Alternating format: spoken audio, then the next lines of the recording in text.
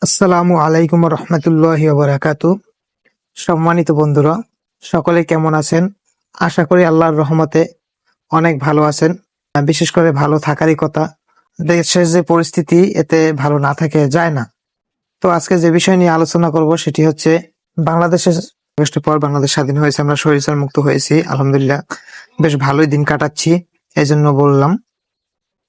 তো সেখান থেকে সংস্কারের পর ডক্টর ইউনূস সংস্কারের কাজ হাতে নিয়েছে, অনেক সংস্কার করেছে এবং কাজ চলমান সংস্কারের জন্য। তো ইতিমধ্যে একটি ইস্যু হচ্ছে নতুন টাকা নিয়ে। এই নতুন টাকার ইস্যু হচ্ছে 20 টাকা নোটে মসজিদের ছবি বাদ দিয়ে মন্দিরের ছবি দেওয়া হয়েছে। তো এটা নিয়ে খুবই একটি ইস্যু তৈরি হয়েছে। আমরা মুসলমানরা অনেকে অনেক ধরনের মন্তব্য করতেছি। ভাই, আমি একজন মুসলমান, এখানে আমি কারো দালালি করতে আসি নাই, যেটা ন্যায্য সেটা বলতে আসছি। আপনারা কে কি ভাবছেন সেটা আমার দেখার বিষয় নয়। কোনো ধর্মকেই ছোট করে দেখতে নেই। আমাদের প্রিয় নবী হযরত মুহাম্মদ সাল্লাল্লাহু আলাইহি সাল্লাম নিজে বলে গেছেন, কারণ যার যার ধর্ম শেষে পালন করবে। একজনের ধর্ম বড়, আরেকজনের ধর্ম ছোট, এরকম করতে নিষেধ করেছেন। ইতিমধ্যে ইস্যুটি হচ্ছে 20 টাকা নোটে যে মন্দিরের ছবি দেওয়া হয়েছে, এতে মুসলমানদের আপত্তিকর হচ্ছে। এরা বলতেছে, মানে আমরা বলতেছি মুসলমানরা, যে এই মন্দিরের ছবি মসজিদে দেয়া যাবে না। আর হিন্দুরা বলতেছে মসজিদে ছবি দিলে মন্দিরে দেওয়া যাবে না। এখন যে ব্যাপারটি দাঁড়ালো, ভাই, একটা কথা হচ্ছে কি, বাংলাদেশের সরকার এখন মহা বিপদে পড়ছে। এই সংস্কারের কাজ হাতে নিয়ে বিপদে পড়েছে। তো আমি একটি কথা বলবো, আমরা মুসলমানরা যে দান সাহায্য সহযোগিতা করি মসজিদ মাদ্রাসায়, আগে হচ্ছে শেখ মুজিবুর রহমানের ছবি ছিল, এখন সেটা বাদ দিয়ে 100 টাকা নোটে মসজিদের ছবি, 10 টাকা নোটে মসজিদের ছবি, শুধু 20 টাকা নোটে মন্দিরের ছবিটা দেওয়া হয়েছে। এই তো ইস্যু আমাদের, এটাই ইস্যু। তো এটা সলিউশনটা হচ্ছে, আগে যে আমরা টাকাটা দিতাম সেটার সাথে তো মানুষের ছবি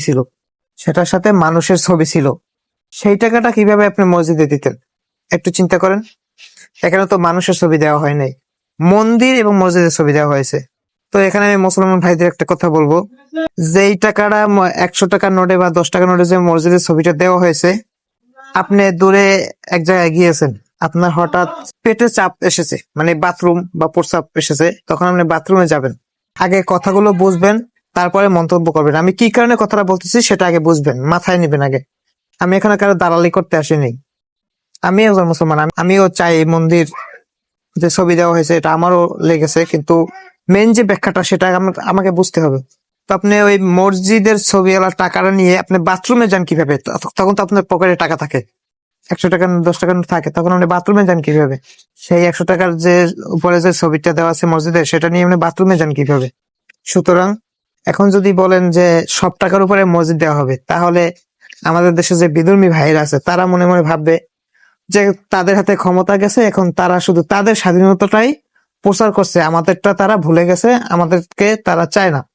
এই সমস্ত কথাবার্তা যেন না হয়, এই কারণে হয়তো সরকার এই ব্যবস্থা করেছে। সব ধর্মকে প্রচারিত রেখেছে। তিনি চান না এক ধর্ম অন্য ধর্মের উপর আঘাত হানুক বা কোনো দুর্ঘটনা ঘটুক। এই কারণে ঐতিহ্য হিসাবে মন্দিরের ছবিটা 20 টাকা নোটের উপর দেওয়া হয়েছে। এখানে কাউকে ছোট করা হয়নি এবং কাউকে সম্মানও বাড়িয়ে দেওয়া হয়নি। এটা নিয়ে আমাদের মুসলমানদের ভিতর অনেক বিভেদ সৃষ্টি হয়েছে, আমি দেখেছি। আপনারা কে কি ভাবছেন তা আমি জানি না, কিন্তু আমি যেভাবে ভাবছি যে এখানে ধর্ম ধর্ম নিয়ে টাকা পয়সার কোনো বিষয় না, এটা ঐতিহ্য হিসেবে সে 20 টাকা নোটের ভিতরে মন্দির ছবি দিয়েছে। এখন আপনারা বলতেছেন যে এই টাকা মসজিদে দেওয়া যাবে না, সেটা কোন কোন হাদিসে লেখা আছে? টাকাটা তো আর হারাম না, এই টাকাটা তো হালাল। হ্যাঁ, মসজিদে দেওয়া যাবে না কোনটি? আপনি আপনি কিভাবে টাকাটা উপার্জন করতেছেন, হালাল ভাবে নাকি হারাম ভাবে, সেটা সেটা বুঝতে হবে। আপনি ঘুষের টাকা মসজিদে দিতে পারেন, আর মন্দিরের ছবি দেওয়া টাকাটা মসজিদে দিলে তাতে অসম্মান হয়ে যায় মসজিদের। আগে কিভাবে শেখ মুজিবুর রহমানের ছবি তো সব টাকার উপর ছিল, সেটা কিভাবে দিতেন? মূর্তির ছবি, একদম মূর্তিওয়ালার টাকা কিভাবে আপনি দিতেন? তখন আপনার বিবেকে বাধা দেয় না যে শেখ মুজিবুর রহমানের ছবির টাকা কিভাবে দেবো? তখন আপনারা এই দাবি জানেন নাই কেন? যখন শেখ হাসিনা ছিল, আপনাদের খালাম্মা ছিল। আমার কিছু হয় না, আমার খালাম্মাও না, দাদিও না, ও স্বৈরাচার। তখন আপনাদের দাবি জানান না কেন যে আপনার বাবার ছবি সরিয়ে ফেলুন, এ টাকা মসজিদে দেওয়া যাবে না। এখন আপনার মন্দিরের ছবি নিয়ে আপনাদের এত বাজে মন্তব্য কেন আমাদের মুসলমানদের? আগে বুঝতে হবে জিনিসটা কি করেছে। এখানে কাউকে কোনো ধর্মকে নিয়ে বিষয়ে টাকা তৈরি হয়নি, এখানে ঐতিহ্য হিসেবে টাকার উপর দেওয়া হয়েছে, যে সকল ধর্মের অধিকার আছে।